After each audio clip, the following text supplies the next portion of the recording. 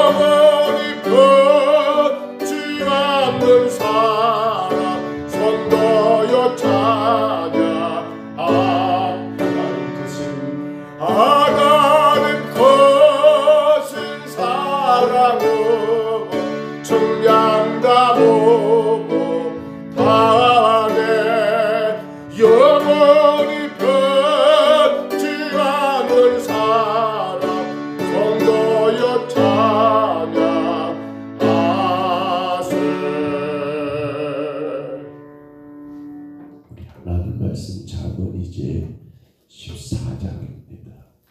잠언 14장 1절로 14절까지 말씀입니다.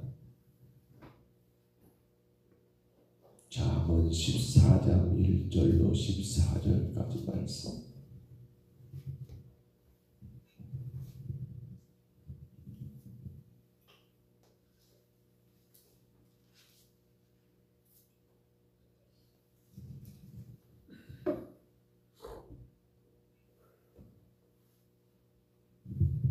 잠언 14장 1절로 14절까지 말씀. 우리 말씀 같이 봤습니다. 지혜로운 여인은 자기 집을 세우되 미련한 여인은 자기 손으로 그것을 허느니라. 정직하게 행하는 자는 여호와를 경외하여도 배역하게 행하는 자는 여호와를 경멸하느니라. 미련한 자는 교만하여 입으로 매를 자청하고 지혜로운 자의 입술은 자기를 보전하느니라. 소가 없으면 구유는 깨끗하려니와 소의 힘으로 얻는 것이 많으니라. 신실한 정의는 거짓말을 아니하여도 거짓 정의는 거짓말을 내뱉느니라. 거만한 자는 지혜를 구하여도 얻지 못하거니와 명철한 자는 지식 얻기가 쉬우니라. 너는 미련한 자의 앞에서 떠나라. 그의 입술에 지식이 있음을 보지 못함이니라. 슬기로운 자의 지혜는 자기의 길을 아는 것이라도 미련한 자의 어리석음은 속이는 것이니라. 미련한 자는 죄를 심상히 여겨도 정직한 자 중에는 은혜가 있느니라. 마음의 고통은 자기가 알고 마음의 즐거움은 타인의 참여하지 못하느니라. 악한 자의 집은 망하겠고 정직한 자의 장막은 흥하리라. 어떤 길은 사람이 보기에 바르나 필경은 사망의 길이니라. 웃을 때에도 마음에 슬픔이 있고 즐거움의 끝에도 근심이 있느니라. 마음이 굽은 사람은 자기 행위로 부엌이 가득하겠고 선한 사람도 자기의 행위로 그러하리라. 아멘. 우리가 계속해서 10장부터 시작하여 22장 16절까지 솔로몬의 금언의 말씀, 곧 한 절 한 절마다 짧게 그렇게 우리 지혜로운 성도들이 혹은 악한 자들의 그런 행위를 따라가지 아니하고 의로운 자의 살 것을 그렇게 간곡히 요구하고 강조하는 375개의 금언, 그 짧고 짧은 경고로 이루어진 금언의 말씀이 지금 계속되고 있는 것을 보게 됩니다. 우리가 잠언을 시작하면서 분명히 기억할 겁니다. 잠언은 단순하게 교훈이가 아니에요. 성경 말씀은 교훈이 아닙니다. 성경 말씀은 지키면 좋고 안 지키면 아쉬운 것이 아니라 하나님 말씀은 지키는 것이 사는 길이고 그 말씀을 떠나는 길은 여러분 사망의 길인 것을 분명히 우리는 기억해야 합니다. 세상은 그렇게 좋은 말이라고 말할 수 있습니다. 잠언을 참 좋은 말이야, 좋은 말이야. 근데 여러분 잠언은 좋은 말이 아니에요. 잠언은 생명의 길입니다. 잠언은 우리가 반드시 그렇게 깨닫고 감당해야 할 여러분 축복의 길이죠. 단순하게 하면 좋고 안 하면 어쩔 수 없고 이렇게 우리가 잠언을 보아서는 안 된다는 사실입니다. 오늘 14장에서 여러분 여러 가지 주제로 짧게 그렇게 한 절마다 대조가 되고 있지요. 의인과 악인의 삶이 그렇게 대조되면서 그걸 비교하는 가운데 결국에는 하나입니다. 잠언은 여러분 악인을 위해서 쓴 글이 아닙니다. 잠언은 지혜로운 자, 의인들을 위하여 쓴 글이고요. 그러므로 인하여 의인이 어떻게 살아야 할 것인가를 자연스럽게 유도하고 있는 글이 바로 잠언인 것을 우리가 분명히 깨달아야 하겠습니다. 오늘 우리가 1절로 14절을 보았습니다. 그 가운데 우리 12절만 한번 다시 봐볼까요? 우리가 다 한 절 한 절 그 의미를 이해하고 깨닫는 시간이 필요하겠습니다만 오늘 12절 한 절만 우리가 다시 한번 같이 읽습니다. 어떤 길은 사람이 보기에 바르나 필경은 사망의 길이니라. 아멘. 참 아쉬운 말이지요. 이 말의 의미는 인간의 유한성을 강조합니다. 이 말의 뜻은 인간의 불완전함을 분명히 증가하고 있습니다. 우리의 생각은 무한하지 않습니다. 유한, 한계가 있습니다. 여러분, 우리는 완전한 것 같습니다. 그런데 우리는 절대로 누구도 완전하지를 못합니다. 그런데 왜 솔로몬이 이 잠언을 기록했을까요? 우리 대부분의 사람들은 아담의 후손된 우리 죄인들의 삶은 늘 하나같이 이것을 반대로 생각한다는 겁니다. 무슨 말인가 하면 나는 완전해. 나는 내가 아는 것이 결코 틀리지 않아. 내가 선택한 것, 내가 가고자 하는 그 길은 분명히 확실해 라고 하는 지나친 자기 신뢰가 여러분 사실 우리 인간에게 얼마나 무서운지를 우리는 많이 놓쳐버리고 살지 않는가. 이 말씀 가운데 우리는 한 번쯤 생각해 보아야 합니다. 사람이 보기에 자기의 길은 그렇습니다. 그 판단의 기준이 어디 있습니까? 세속적인 그러한 짧은 식견 아닙니까? 단견 말입니다. 혹은 그 중에 우리는 많이 여러분 편협되고 있지 않습니까? 또한 왜곡되는 그러한 일은 없습니까? 그렇습니다. 바로 이렇게 인간의 생각이 그릇된 것에서 여러분 그러한 모든 것들의 행동은 그것이 결코 완전하다, 옳다라고 말한다는 건 대단히 위험하고 위험하더라는 겁니다. 누가 보시게 말입니까? 절대적인 판단의 근거를 가지고 계시는 하나님 보시기에 우리가 하고 있는 모든 것들이 완전하고 의롭고 완벽한 것이 아니라 하나님 보시기 어떨까요? 여기저기 구멍들이 많잖아요. 여기저기 허물들이 많잖아요. 근데 안타깝게도 우리는 하나님의 시선으로 나를 본 것이 아니라 누구 시선이에요? 내 시선으로 나를 봐버려요. 그러니까 나는 옳지요. 나는 맞지요. 나는 분명하지요. 나는 잘하고 있지요. 얼마나 이게 무서운지 몰라요. 자의적이고 주관적인 그러한 판단으로 인해서 우리 인간은 방종하게 행함으로 오히려 치명적인 심판의 보험을 받게 될 것을 지금 경고하고 있는 말씀이 오늘 이 12절의 짧은 한 절의 말씀이더라는 사실이에요. 지혜의 왕인 솔로몬도 마찬가지예요.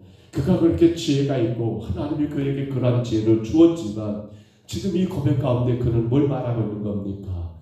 그러한 지혜를 얻었던 당신도 역시라도 완전하지 않다는 것을 그렇게 증명해 보이는 말씀이 오늘 이 말씀이더라는 사실입니다.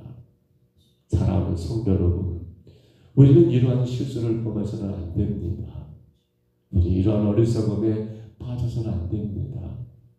물론 그렇다고 해서 우리 어떤 판단과 선택과 판단의 결정들을 다 의심하라는 말은 아니에요. 그러나 우리가 분명히 전제할 것이 있습니다. 내가 보고 내가 느끼고 내가 듣고 내가 알게 되는 그 모든 것들이 결코 전부는 아니라는 거예요. 이거 우리 인정해야 하잖아요. 지금 내가 알고 있는 그 모든 것들이 전부입니까? 그것은 결코 아니더라는 사실입니다. 다만 우리는 그런 착각에 빠집니다. 자기가 자기를 보니까 옳지요. 그러나 가장 가까이 있는 혹은 아내, 남편, 혹은 자녀, 부모, 형제 아니면 성도들이 나를 보면 어떨까요? 그래서 우리는 종종 이런저런 충고와 조언과 고민을 듣게 되지 않습니까? 지금 나라가 그랬습니다. 대통령이 탄핵되게 된 가장 큰 이유가 뭡니까? 바로 이 문제지요. 당신의 선택과 결정이 지금도 여전히 그렇게 고집 피우더라고요. 오란노라고. 근데 왜 법은 그것이 잘못된다라고 탄핵합니까? 그런데도 불구하고 인간은 끝까지 내가 옳아요. 내가 옳아요. 얼마나 무서운지 모릅니다. 얼마나 무서운지 몰라요. 민주주의의 여러분 아름다운 결정과 판단들은 우리가 다수의 의견에 많이 그 판단의 근거를 줍니다. 소수의 의견보다도 대다수의 의견들이 옳다라고 하면 그것을 옳거니 하고 그렇게 판단하고 진행하는 경우가 허다합니다. 다수의 원칙, 다수의 의견 맞는 말입니다. 한 사람이 아니라 두 사람이, 두 사람이 아니라 세 사람이, 혹은 다수가 옳다라고 인정한다면 분명 그만한 근거가 있지 않겠습니까? 그래서 민주주의는 소수의 판단, 소수의 의견이 중요한 게 아니라 다수의 원칙에 의해서 모든 게 결정되는 게 사실입니다. 아름다운 일이지요. 그런데 우리가 성경에 보면 여러분 꼭 다수의 의견이 다 옳다는 건 아닌 것을 많이 볼 수 있습니다. 오늘 그 중에 하나만 생각해 볼까요? 노아 시대를 생각해 보세요. 노아 시대. 노아와 그의 가족 총 8명은 여러분 저 산 꼭대기에서 우리가 알고 있는 120년 동안 그렇게 방주를 짓습니다. 왜 그럴까요? 그들은 하나님의 말씀을 들었기 때문이에요. 그러나 하나님의 말씀을 무시해버렸던 대다수의 모든 사람들, 아니 너와의 가족들 총 8명을 제외하고는 어떻습니까? 모두가 이구동성으로 뭐예요? 멸망 없다, 심판 없다, 무슨 대홍수냐, 말도 안 소리 말아라 라고 그렇게 외치는 거예요. 다수잖아요. 그것도 여러분 8명을 뺀 나머지 그 지역, 그 시대의 모든 사람들이라고 봐도 돼요. 이거 엄청난 거잖아요. 근데 결과는 누가 맞았어요? 다수가 틀렸어요. 누가 맞아요? 소수인 8명이 맞았어요. 그러니까 방주 가운데 구원받는 사람 몇 사람밖에 안 돼요? 8사람밖에 안 돼요. 왜? 다수가 그렇게 말한 것은 결코 여러분 그것이 잘못된 거였던 것을 그들은 몰랐던 거예요. 이 사람이 말해요. 야 걱정하지 마라. 그런 일 없어. 그러니까 저 사람이 생각해요. 맞아. 누구도 그렇게 말했어. 누구도 그렇게 말했어. 결국에는 너와 가정 외에는 모두가 다 그렇게 말을 해버리니까 그럼에도 불구하고 이 소수 8명의 노아 식구들은 끝까지 여러분 방주를 짓지 않습니까? 결국 구원의 은혜는 누구에게 임한 거예요? 다수가 아니었습니다. 너무도 작은 그 8명의 가족들에게 하나님은 구원의 은혜를 허락하셨고 그들로 인하여 우리 하나님은 재창조의 역사를 새롭게 쓰게 되었더라는 사실입니다. 이제 우리 자신을 돌아봅니다. 우리 어떤 것들을 결정하고 판단하고 진행해 나갈 때 어떻게 하십니까? 내가 알고 있는 그 지식과 내 경험과 온 세상의 어떤 상식에 근거하여 여러분 결정하고 판단하고 일을 진행하지는 않으십니까? 저는 그게 다 틀렸다고 말하진 않습니다. 하나 우리는 거기 한 가지를 물어서야 합니다. 뭘 물어서야 할까요? 전적인 하나님의 은혜입니다. 곧 하나님께 묻는 것입니다. 기도하는 것입니다. 노아가 위대한 성군이 될 수 있었던 거 여러 조건들이 많을 거예요. 죄송합니다. 다윗이 말입니다. 다윗이 위대한 성군이 될 수 있는 여러 조건들이 많았을 거예요. 근데 우리가 한 가지 빼놓을 수 없는 조건이 뭡니까? 다윗은 하나님께 물어봤다는 겁니다. 우리는 다수의 의견을 존중해야 해요. 우리는 이 사람 말을 많이 경청해야 해요. 근데 결정은 결국 어떻게 해야 합니까? 하나님께 물어봐야 합니다. 최종적인 결정은 누가 허락하셔야 합니까? 사람들이 다 옳다고 할지라도 다 맞다고 할지라도 어떻게 해야 합니까? 성도는 마지막 최종적인 원하는 하나님께서 허락하셔야 하기 때문에 그 하나님 앞에 겸손히 엎드려 기도하는 것보다 더 완전하고 더 거룩함은 결코 없다라는 사실입니다. 아쉽게도 많은 사람들의 말이 옳다라고 누구도 그렇게 말했노라고 하면서 다수의 의견을 따라가고 그러해서 결정하는 일들이 많지만 근데 그 결과는 결국 어떤 결과를 만들어 오던가요? 처음에는 그럴 것 같지만은 나중에는 그로 인하여 엄청난 손해를 끼치는 일들도 우리가 종종 보지 않습니까? 오늘 우리는 잠언을 통하여 솔로몬이 왜 이 말을 기록했을까 곰곰이 생각해 봐야 합니다. 어떤 길은 사람이 보기에 바르나 필경은 사방의 길이다. 사람 보기에 여러분 우리는 우리 시선을 가지고 세상을 사는 사람이 아니요. 성도는 뭡니까?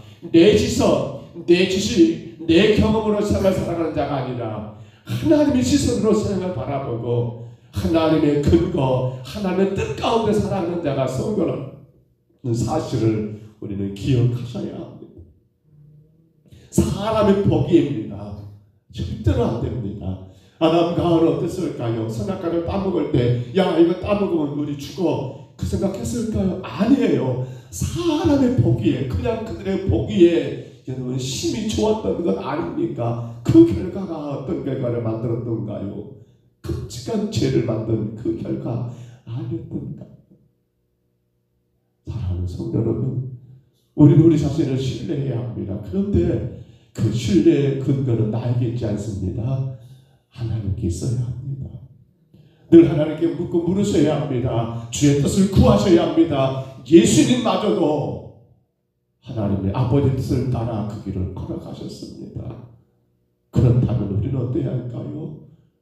어떻게 할까요? 한치 앞을 알 수 없는 우리 인생길 아닙니까? 어떤 길을 가야 할지 여러분 아신 분 계신가요? 여러분 인생에 대한 앞날을 다 보고 계신 분 계신가요? 우리 어떻게 해야 합니까? 사람의 보기에가 아니라 우리는 하나님이 보시기에 무엇이 좋을까? 내가 알고 내가 경험한 것이 아니라 하나님께서 원하신 것이 무엇일까를 늘 기도하시면서 오직 말씀과 기도밖에 없습니다.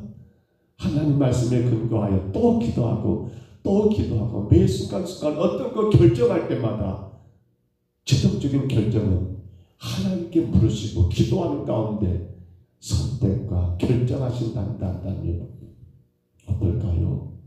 시작은 힘들지 모르겠습니다. 조금 늦을지 모르겠습니다. 그런데 과정과 결과는 결국 하나님이 함께 하시고 축복하지 않으실까요? 오늘도 귀한 하루가 시작됐습니다. 아브라함은 그의 조카에게 모든 선택권을 먼저 주었지요. 그런데 그의 조카는 기도하지를 않았습니다. 그리고 그저 보기 좋은 대로 땅을 선택한 것이 그 땅이 하나님이 멸망하기로 작정한 소돔과 고모라 땅이 아니었던가요? 우리 오늘 하루를 살아갑니다. 어떤 선택, 어떤 결정들이 필요할 때가 있을 겁니다. 우리 어떻게 해야 합니까? 그때마다 순간순간마다 주님의 뜻을 부르시기 바랍니다. 기도하셔야 합니다. 무엇보다도 우리 삶 가운데 모든 선택을 해야 할 때가 많을 거예요. 그러게 성도는 하루하루를 시작하면서 먼저 기도로 시작하고 또한 기도로 하루를 마칠 수 있는 그러한 은혜의 길을 걸어가야지 않을까요? 새벽은 우리가 하나님 앞에 하루를 시작에 앞서서 하나님의 뜻을 묻고 하나님 원하시는 길을 확인하는 시간입니다. 가능하다면 온 성도들이 새벽을 깨우고 주 앞에 기도하며 살기였으면 참 좋겠습니다. 힘써 감당하시기를 바랍니다. 우리의 복이 아니라 하나님 보시기에 어떤 길이 복된 길인가, 하나님 보시기에 무엇이 영광이 되겠는가를 성도는 늘 깨어 기도함으로 참으로 힘있게 세상을 향하여 걸어나가며 그 모든 판단과 결정을 통하여 우리 하나님께 영광이 되고 우리 삶에 놀라신 은혜가 되는 오늘 저와 여러분의 삶이 다 되시기를 주의 이름으로 축복합니다. 주의 이름으로 축원합니다. 우리 하나님 아버지,